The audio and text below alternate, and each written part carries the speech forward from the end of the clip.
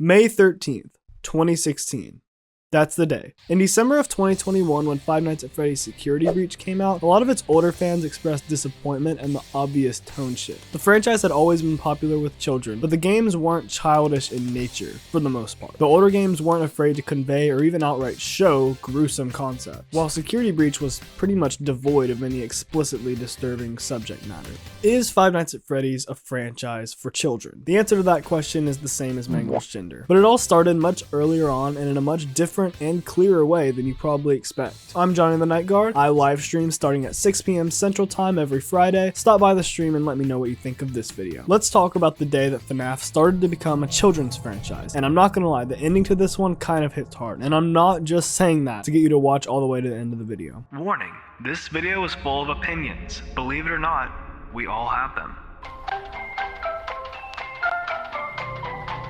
Before we get to May 13th, we need to set up some context. The first 3 games in the FNAF franchise were by far the most grounded and simple in terms of visuals and storytelling, and the most satisfying for the older audience. FNAF 4 was the first game to begin running off the rails in both of said elements. I think the 4th game's story went wrong because it was never fully meant to happen. Scott himself said that FNAF 3 was intended to be the end of the franchise in his 2018 interview with Dawko. Was this meant to be the final game? In my mind, the story was going to be 3 games, and some, alternate life may have left the series alone at 3.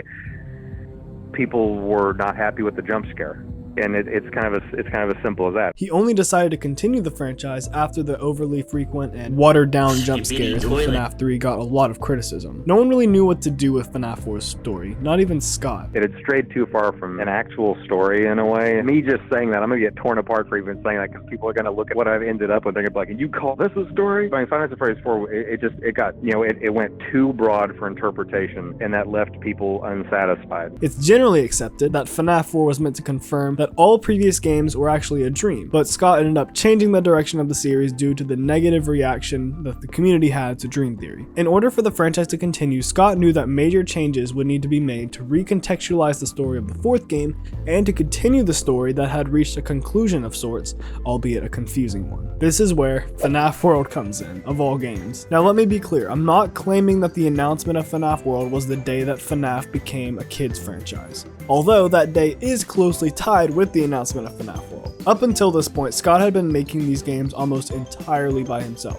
and it was starting to get to him. For the past several years, Scott had enjoyed making a variety of different types of games before venturing into the indie horror genre. In his Reddit retirement post on 2021, he said that he loves making RPGs, and he showed that love through FNAF World. He wanted to make a game just for fun, but unfortunately he felt like he needed to tie it to FNAF in some way for it to get any kind of attention. Scott made FNAF World as a way to escape from the dark world that he had set up in the past 4 games. But it was no Security Breach. It still manages to have some of the darkest elements in the entire IP, like this Mangle teaser and some of the conversations with in-game Scott and the Deskman ending.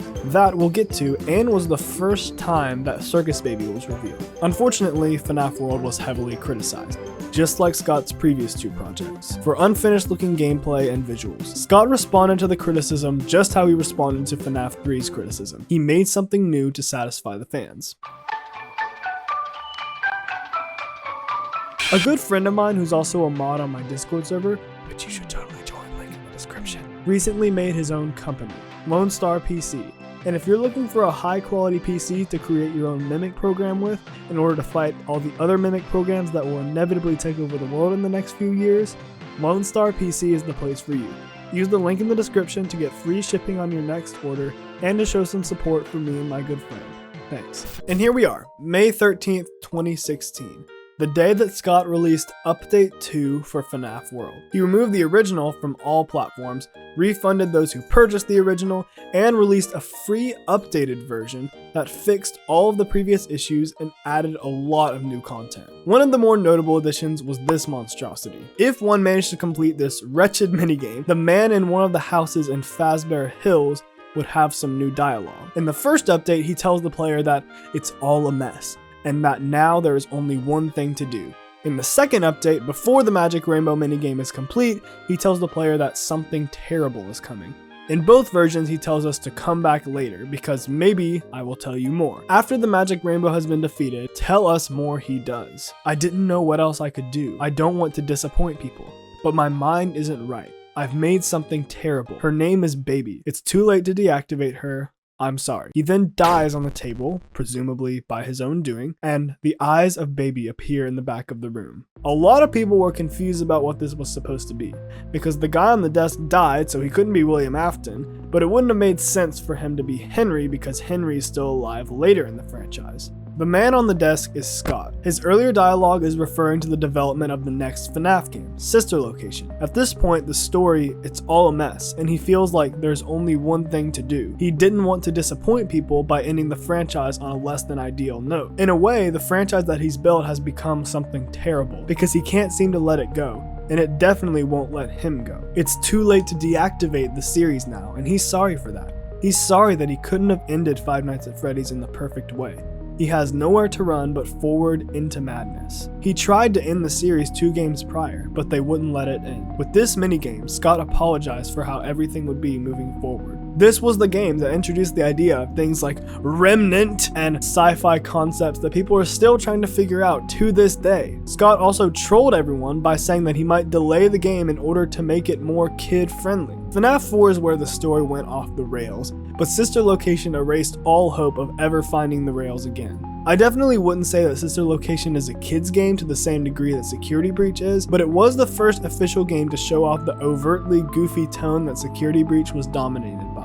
In the Dawko interview, Scott said that he didn't even try to ground Sister Location anywhere near reality. You know, I need to make another game. I need to kind of ground this again, not necessarily in reality, but I need to ground it in kind of storytelling again. As for the later games, FNAF 6 ran with the wacky tone and concepts introduced in Sister Location, combined with the darker aspects of the first 3 games. After Sister Location, FNAF became a strange hybrid of a series crafted for both a younger and an older target audience. Things like Help Wanted and the Fazbear Frights books have elements that mostly appear to children up front, but if you look into it, there's a whole lot of extremely dark and gruesome stuff under the surface. In a way, the FNAF franchise itself has started to mimic the characteristics of its main antagonist, William Appleton. It lures kids in with its brightly colored animal characters, but it's only a facade. Below the surface, the franchise is just as brutal as it ever was. It's just getting better at pretending.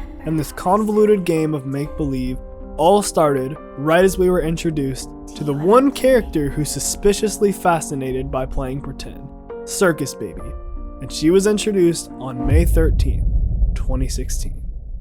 Shout out to my current channel members, Star of the Cosmos, Tyler Feller, Samuel Petunias, Luigi, Daniel's Weather Space Station, and No Way. I do live streams once or twice a week where I live stream myself making shorts and break down my creative process and my editing process for members only, so if that's something that interests you, consider becoming a member. Click here to learn about how this franchise refuses to die, just like its main antagonist, or click somewhere around here to learn about some FNAF band games. That's all for me. I've been Johnny the Night Guard.